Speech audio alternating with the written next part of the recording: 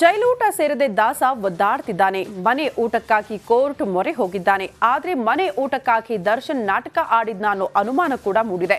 ಇದರ ಹಿಂದೆ ಹಲವು ಕಾರಣಗಳು ಕೂಡ ಅಡಗಿದೆ. ಅದೇನಂತೀರಾ? ಈ ಸ್ಟೋರಿ ನೋಡಿ.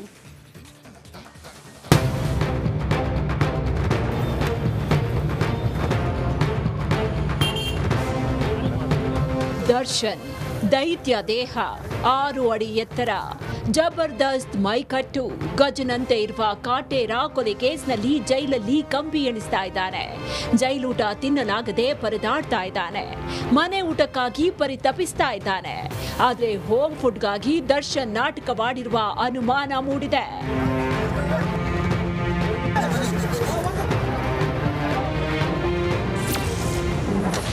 ಮನೆ ಊಟಕ್ಕಾಗಿ ನಾಟಕವಾಡಿದ್ರ ದರ್ಶನ್? ನಿಜ, ಜೈಲಲ್ಲಿರುವ ದರ್ಶನ್ ಮನೆ ಊಟಕ್ಕಾಗಿ ನಾಟಕ ಆಡಿದ್ರ ಅನ್ನೋ ಗುಮಾನಿ ಎದ್ದಿದೆ.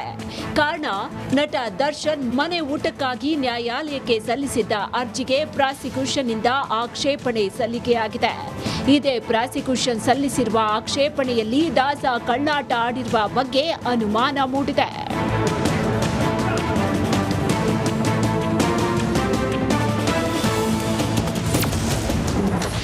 ಜೈಲೂಟದಿಂದ ದರ್ಶನ್ ಆರೋಗ್ಯ ಕೆಡ್ತಾ ಇದೆ.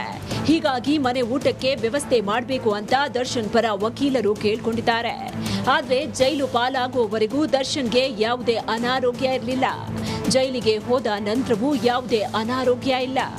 ಆದ್ರೀಗ ಜೈಲೂಟ ಸೇವಿಸಿ ಅನಾರೋಗ್ಯ ಆಗ್ತಾ ಇದೆ ಅಂತ ದರ್ಶನ್ ಹೇಳ್ತಾ ಇದ್ದಾರೆ. ಆದ್ರೆ ದರ್ಶನ್ ಅನಾರೋಗ್ಯಕ್ಕೆ ತುತ್ತಾಗಿರುವ ಬಗ್ಗೆ ನ್ಯಾಯಾಲಯಕ್ಕೆ ಯಾವುದೇ ವೈದ್ಯಕೀಯ ದಾಖಲೆ ನೀಡಿಲ್ಲ. ವಕೀಲರು ಕೂಡ ದರ್ಶನ್ಗೆ ಅನಾರೋಗ್ಯ ಇರುವ ಬಗ್ಗೆ ಸಾಬೀತುಪಡಿಸಿಲ್ಲ. ಹೀಗಾಗಿ ಮನೆ ಊಟಕ್ಕಾಗಿ ದರ್ಶನ್ ನಾಟಕವಾಡಿದ್ರ ಅನ್ನೋ ಅನುಮಾನ ಮೂಡಿದೆ.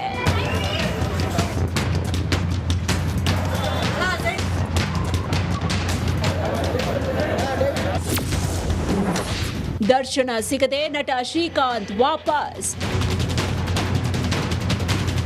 ಜೈಲಿನಲ್ಲಿರುವ ನಟ ದರ್ಶನ್ ಅನ್ನ ನೋಡೋದಕ್ಕೆ ಅಭಿಮಾನಿಗಳು, ಸೆಲೆಬ್ರಿಟಿಗಳು, ಕುಟುಂಬಸ್ಥರು ಭೇಟಿ ನೀಡ್ತಾನೆ ಇದ್ದಾರೆ. ಇವತ್ತು ಒಲವೇ ಮಂದಾರ ಸಿನಿಮಾದ ನಾಯಕ ನಟ ಶ್ರೀಕಾಂತ್ ದಾಸನನ್ನ ನೋಡೋದಕ್ಕೆ ಜೈಲಿನತ್ತ ಬಂದಿದ್ರು. ಆದ್ರೆ ಈಗಾಗಲೇ 1 ವಾರದ ವಿಸಿಟ್ ಮುಗಿದ ಹಿನ್ನೆಲೆ ಕಾಟೇರನನ್ನ ಭೇಟಿ ಮಾಡಲಾಗದೆ ನಟ ಶ್ರೀಕಾಂತ್ ಬೇಸರದಿಂದಲೇ ವಾಪಸ್ಸಾದ್ರು. Bureau report, Republic Kannada.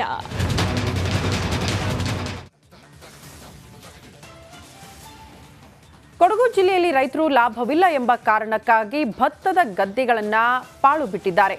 ಅಂತಹ ಕೃಷಿಕರಿಗೆ ಈಗ ಒಂದು ಶುಭ ಸುದ್ದಿ ಸಿಕ್ಕಿದೆ. ಕೊಡಗಿನ ನಿವೃತ್ತ ಸೈನಿಕರೊಬ್ಬರು ಭತ್ತ ಬೆಳೆಯೋದಕ್ಕೆ ವಿಭಿನ್ನ ವಿಧಾನವನ್ನ ಅನುಸರಿಸಿದ್ದು ಸೈ ಎನಿಸಿಕೊಂಡಿದ್ದಾರೆ. ಆ ಕುರಿತ ಒಂದು ಸ್ಪೆಷಲ್ ರಿಪೋರ್ಟ್ ಇಲ್ಲಿದೆ ನೋಡಿ.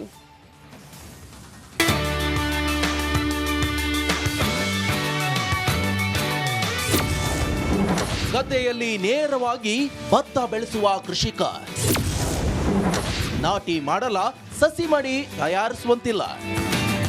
ನಳನಳಿಸುತ್ತಿರುವ ಭತ್ತದ ಪೈರು, ಸಂತಸದಿಂದ ಬೆಳೆಗಳ ವೀಕ್ಷಣೆ ಮಾಡುತ್ತಿರುವ ಕೃಷಿಕ ಪ್ರಥಮ ವರ್ಷದಲ್ಲಿ ಸಕ್ಸಸ್ ಬೇಸಾಯ ಆಗಿದ್ದಾರೆ. ಇದು ಕೊಡಗು ಜಿಲ್ಲೆಯ ಪೊನ್ನಂಪೇಟೆ ತಾಲೂಕಿನ ನಲ್ಲೂರ ಗ್ರಾಮದ ನಿವೃತ್ತ ಸೈನಿಕರೊಬ್ಬರ ಭತ್ತದ ಬೇಸಾಯದ ದೃಶ್ಯ. ಕೈಯಲ್ಲಿ 2 ರಾಷ್ಟ್ರ ಪ್ರಶಸ್ತಿ, ರಾಜ್ಯ ರಾಜ್ಯೋತ್ಸವ ಪ್ರಶಸ್ತಿ ಪಡೆದ ಗಣೇಶ್ ತಿಮ್ಮಯ್ಯ ಕೃಷಿಯಲ್ಲಿ ಏನಾದರೊಂದು ಹೊಸತನ ಕಂಡು ಹಿಡಿಯುತ್ತಿದ್ದಾರೆ. ಕಡಿಮೆ ಖರ್ಚು ಮಾಡಿ ಹೆಚ್ಚು ಆದಾಯ ಪಡೆಯುವಂತಹ ಕೃಷಿಯತ್ತ ಒಲವು ಹೊಂದಿದ್ದಾರೆ. ಸಾಮಾನ್ಯವಾಗಿ ಭತ್ತದ ಕೃಷಿ ಮಾಡಬೇಕಾದ್ರೆ ಮೊದಲು ಬಿತ್ತನೆ ಮಾಡಿ ಸಸಿ ಮಡಿ ತಯಾರಿಸಬೇಕು. ಆ ನಂತರ ಗದ್ದೆಯಲ್ಲಿ ನಾಟಿ ಮಾಡುವುದು ಸಂಪ್ರದಾಯ. ಆದರೆ ಗಣೇಶ್ ತಿಮ್ಮಯ್ಯ ಸಸಿ ಮಡಿ ಇಲ್ಲದೆ ನೇರವಾಗಿ ಭತ್ತವನ್ನ ಗದ್ದೆಗೆ ಹಾಕುವುದರ ಮೂಲಕ ಭತ್ತ ಬೆಳೆಯಲು ಆರಂಭಿಸಿ ಸೈ ಎನ್ನಿಸಿಕೊಂಡಿದ್ದಾರೆ. ಬೇಸಿಗೆಯಲ್ಲಿ ಚೆನ್ನಾಗಿ ಭೂಮಿಯನ್ನು ಹದ ಮಾಡಿ ಉಳುಮೆ ಮಾಡಿ ಹದ ಮಾಡಿದಂಥ ನಂತರ ಜೂನು ಒಂದು 10ರಿಂದ 15 ಒಳಗೆ ನಾವು ಭತ್ತವನ್ನು ಅದರಲ್ಲಿ ನೇರ ಬಿತ್ತನೆ ಮಾಡಿ 1 ಬಾರಿ ಉಳುಮೆ ಮಾಡ್ತೀವಿ.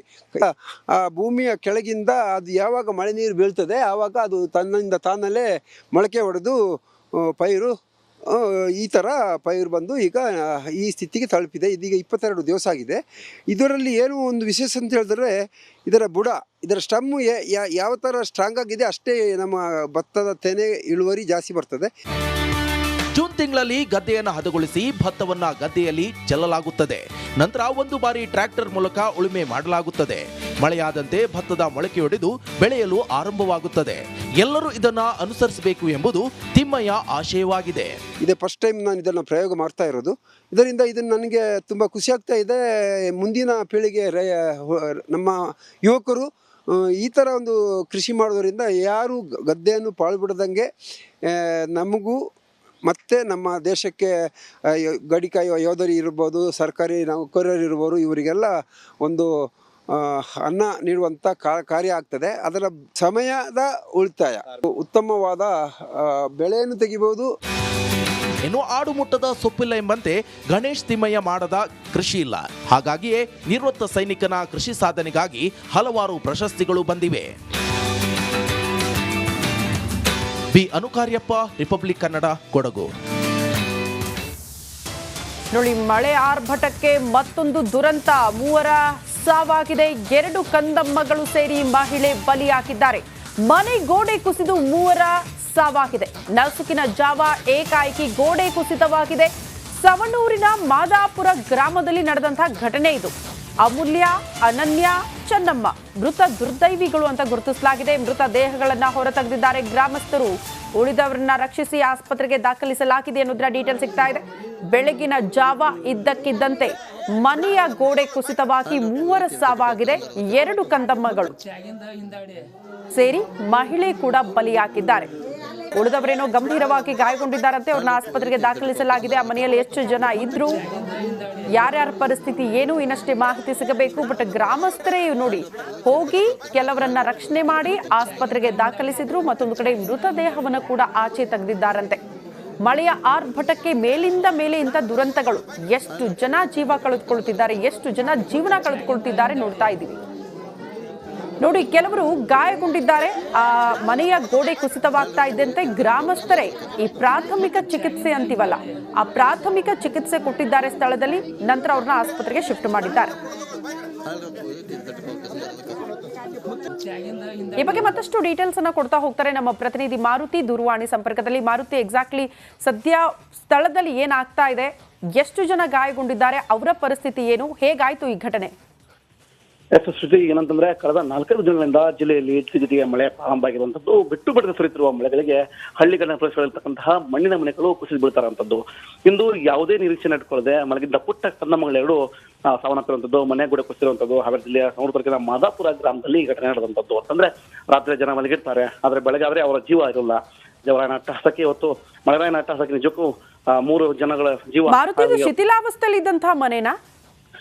ನಿಜಕ್ಕೂ ಹಳ್ಳಿಗಳ ಪ್ರದೇಶದಲ್ಲಿ ಮಣ್ಣಿನ ಮನೆಗಳು ಇರ್ತವೆ. ಕಾಮನ್ ಆಗಿ ಈ ಮನೆಗಳಿಗೆ ಕಳೆದ ಬಾರಿ ಬಿದ್ದಂತ ಮನೆಗಳಿಗೆ ಹಣ ಕೊಟ್ಟಿರೋದಿಲ್ಲ. ಹೀಗಾಗಿ ಅವರು ಮತ್ತೆ ಅವುಗಳನ್ನೇ ಸಣ್ಣ ಪುಟ್ಟ ರಿಪೇರಿಗಳನ್ನ ಮಾಡಿರ್ತಾರೆ. ಅಂತಹ ಮನೆಗಳು ಮತ್ತೆ ಜಿಟಿ ಮಳೆಗೆ ಸಾಕಷ್ಟು 3-4 ದಿನಗಳಿಂದ ಸುರಿದ ಮಳೆಗೆ ತೊಯ್ದಿರುವಂತದ್ದು. ಮಣ್ಣಿನ ಮನೆ ಗೋಡೆಗಳು ಸಂಪೂರ್ಣವಾಗಿ ಕುಸಿದು ಈಗ ಬಿದ್ದು 3 ಜನ ಮಕ್ಕಳು, 2 ಮಕ್ಕಳು ಮತ್ತು ತಾಯಿ ಇದೀಗ ನಿಧನ ಆಗಿರುವಂತದ್ದು. ಈ ರೀತಿಯ ಸಮಸ್ಯೆಗಳು ಪ್ರತಿಯೊಂದು ಹಳ್ಳಿಗಳಲ್ಲೂ ಕೂಡ ಇದೇ ರೀತಿಯ ಮನೆ